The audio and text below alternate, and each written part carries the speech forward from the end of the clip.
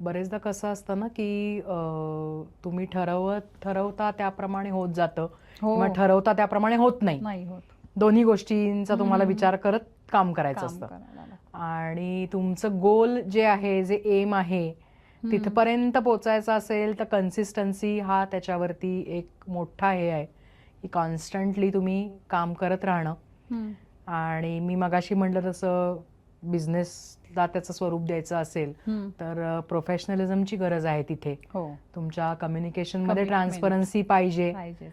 तुम्ही कमिटमेंट ही पाळली पाहिजे. आणि या सगळ्याला मी डे 1 पासून फॉलो करत गेले. आणि त्यामुळे आज आता पुण्यामध्ये समथिंग फॉर युअरसेल्फ नावाने आपला आर्ट स्टुडिओ आहे. ओके. आणि त्याच्या थ्रू आपण काम करतो. तर त्यामुळे कम्युनिकेशन पण करायला लागतं बऱ्याच लोकांची. मग ते वेंडर्स असतील, तुमचे क्लायंट्स असतील, किंवा भारताच्या बाहेर जेव्हा तुम्ही कम्युनिकेशन करता तर तिथे तुमचे कम्युनिकेशन स्किल्स हे चांगले असायला लागतात. बरोबर. आणि दुसरं असं की तुमचा स्वतःवरती विश्वास पाहिजे. म्हणजे स्वतःला तुम्ही स्वतः हे सांगत राहिलं पाहिजे की तुम्ही आज एवढं हार्डवर्क करताय तर you will definitely reach to your goal बरोबर. On some day.